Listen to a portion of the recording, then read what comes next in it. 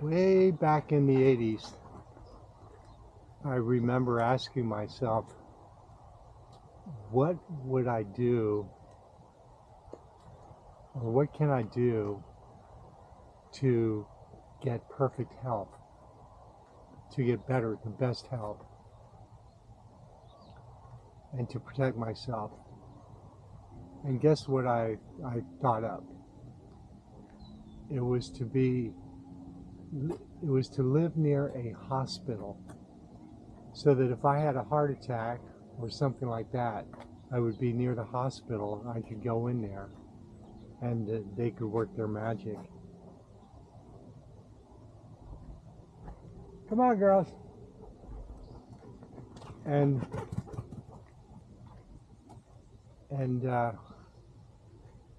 man, just, I mean, it's a nice thought, but what a crazy idea that my health was in the hands of others, that I really didn't have any agency, that it was all up to others, and what I did really didn't count. Since then, I've done a complete 180, and I believe I do have agency. And the number one thing I've learned over these last 40, 50 years is that a plant-based, low-fat diet is the greatest thing you can do for your health. Okay, just my opinion. You're welcome to disagree, of course. All right, a few other things. Long-term fasting. In the short run, there is nothing that comes close to doing a fast, say a week, 2 weeks plus, that is anywhere near what a fast can do for your body. Is just unreal. It's the best thing you can do. The third one that I just recently discovered is called OMAD, which means 1 meal a day. And OMAD, what happens is you eat 1 meal a day, your body uses up the carbohydrates that you eat, and then after that, then the glycogen that gets stored in the liver. That takes about another 4 hours. But after that, your body starts feeding on the fat, and you lose weight. And all these years, my whole life, I really just never put it together, because I was one that always ate many meals. And I was able to keep my weight down, but understanding how you actually lose weight, I just kind of learned it. And what you do by eating 1 meal a day, the carbohydrates get burned. Then that other hormone releases the thing I just said earlier. I already forgot what I just said. And then after that, your body starts to feed on itself, and you lose weight. And while I consider a long-term fast the healthiest thing you can do for your body, and I've done a few long-term fasts, but overall, in the grand scheme of things, this 1 meal a day fasting situation, because this is something that can be done every day the rest of your life if you wanted to. So I'm going to have to say 1 meal a day, and I guess you could call it intermittent fasting, is the best thing you could do for your body. And whether you eat the carnivore diet you know, a keto diet, plant-based diet, or just eat whatever the hell you want. If you do one meal a day, it turns out it's so good for you. So good for you. And if you think about it, losing weight, if you're doing one meal a day, and from what I understand, you will plateau. So if you're not losing weight, you could either cut down on the food you're eating when you eat your one meal, or extend out your fast another 6 hours or 12 hours. So instead of doing 24, do a 30 or do a 36. Just a couple times in the rotation, and then go back to one meal every 24 hours. All right, so with me, I'm now into my 4th week, and this, girls, come on, girls. Donnie? Okay, I'm not trying to brag about this or anything like that, but they say the healthier you are, the easier this one meal a day thing is to break into. And I'm fortunate. For me, I accidentally discovered this 4 weeks ago, and how I discovered it was, normally I would want to do a fast, you know, for a whole day, and I would get so hungry during the day that I would usually end up breaking my fast. And if I can manage my way through one day, the next day the feeling was just, oh, my body just knew I did something good. I just knew. And so I thought I would do a thing where, you know, I ate the one meal, but then go the whole day without eating, and realizing the next day I could eat. And the first day I did it, I had that same feeling as going, you know, like a whole day, say 36 hours without eating. Girls, come on. Donnie, come on down. So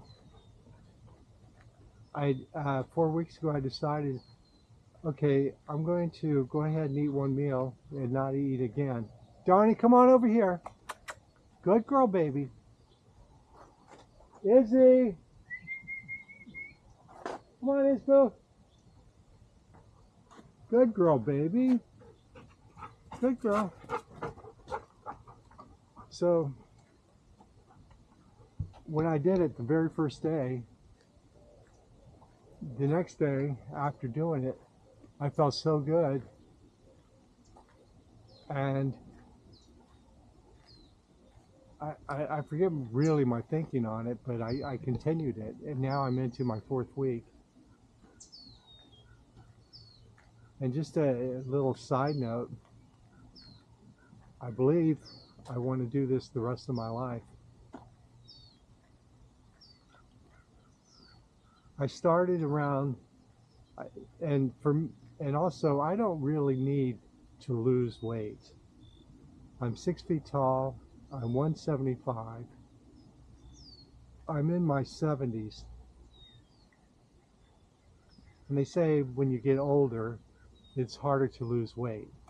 And it really is. For the longest time, for many years, I was in my 160s. And I loved being in my 160s. And it crept up. And I tried to get it back down, and I just wasn't able to lose the weight. Mentally, I was there to do it, but then come the evening, you know, you snack, and before long you're just pouring the calories on. And by forcing myself to do the one meal a day and abiding by that, and even that, I have to be honest, I do have a smoothie in the morning. So around 6 o'clock, 6:30, I have a smoothie in the morning, and then when I come home later on around noontime, that's when I have my one meal a day. But after that, I don't eat anything.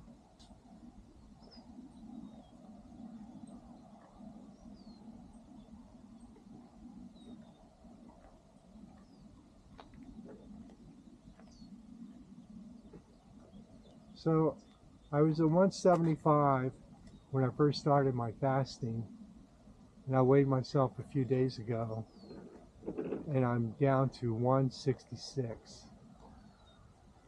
And needless to say, I'm tickled pink. But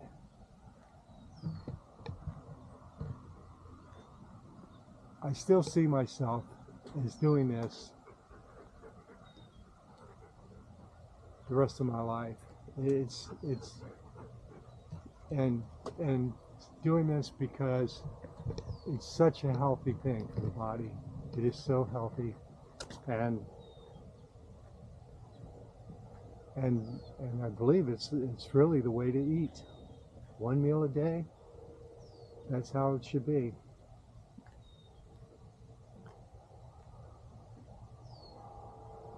There's 4 people who I would love to recommend to you.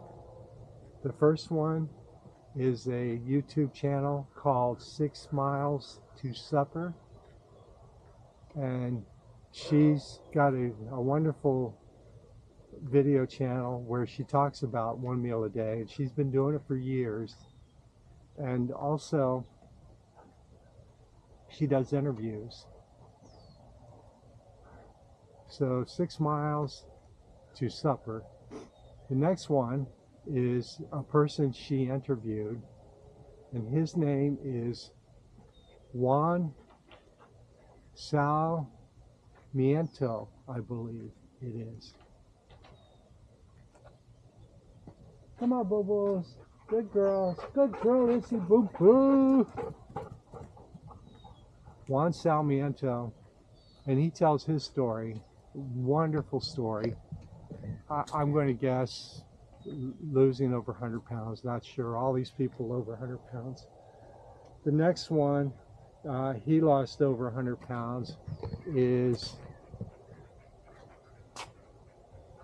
come on, Mike, what's his name?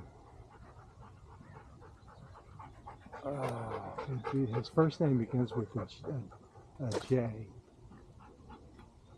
I think it's Jay Caldwell. Jay or James or Jim Caldwell. Caldwell. And these guys have been, both of these guys, even though they were interviewed on 6 Miles to Supper, they both have, I believe, their own channels, video channels. Excuse me.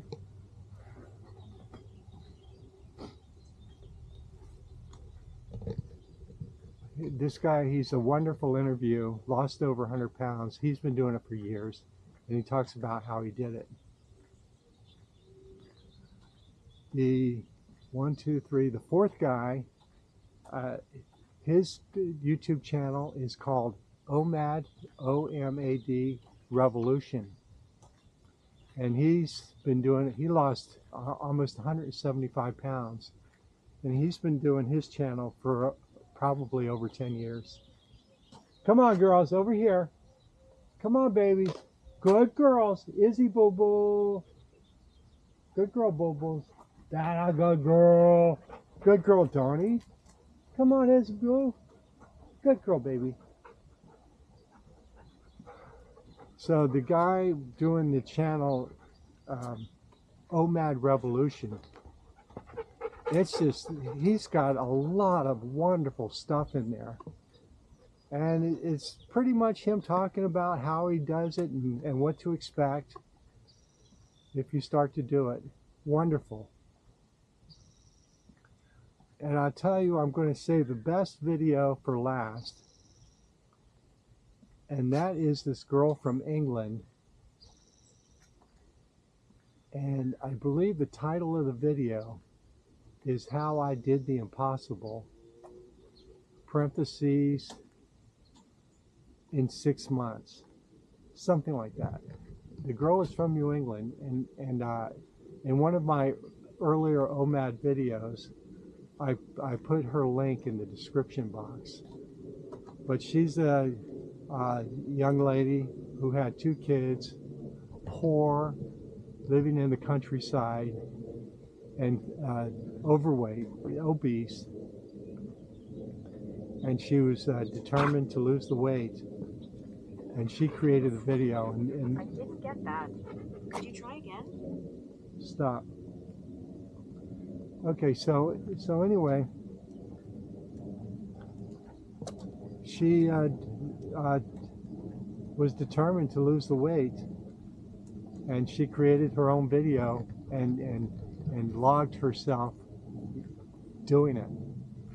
The video is kind of hard to listen to because she has serious vocal fry, and there is also some guy that she has his little talk in there, and he's unbearable to listen to too. The music's all not that good, but the overall message and what she did is just so inspiring. And yet, from what I understand, in the comments, there was people that were saying, you're not the same person. And she got a lot of hate. I don't get that part, but just incredible to watch her transformation. And of all the videos, man, this girl, she just knocks it out of the park. But you have to put up with that vocal fry, and I cannot stand vocal fry. So I'm really the last person that should be talking about OMAD, because I don't have serious weight to lose. But there you go. Any of these OMAD videos that I watch, it's the real deal, and these people aren't. They're not bullshitting. All right, girls, let's go.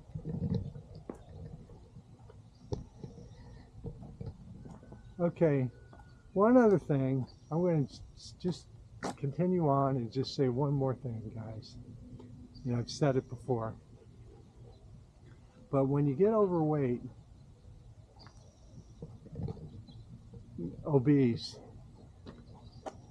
the pelvis itself will tend to tilt forward. So the pelvis is tilting forward, so your belly is going out like that. So, and your back is now getting, the lumbar region is getting more curved. And where you have the discs that ideally would be, you know, like they were, you know, flat like that. They might get a little bit in the back. They might get a little bit like that. They get, when the back, the pelvis thrusts forward, they might even go a little bit more that way. So you could see where that could cause back problems. But the other thing is, when you're obese, where are you girls going? So when you're obese, you can count on it. The reason why you got obese was because of eating a high-fat diet. And that fat and cholesterol, you have these tiny little blood vessels that are coming off of the main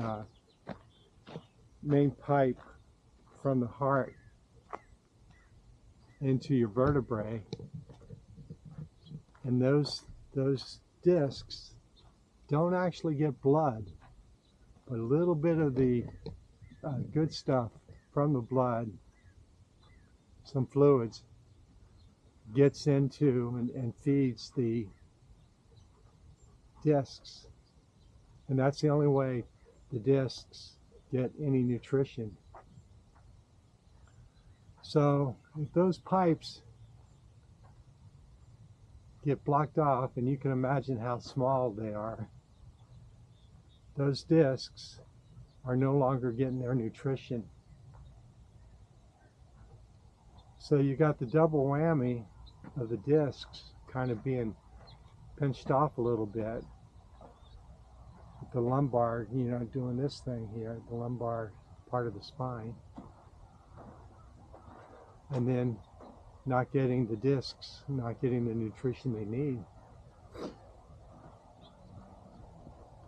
So losing the weight,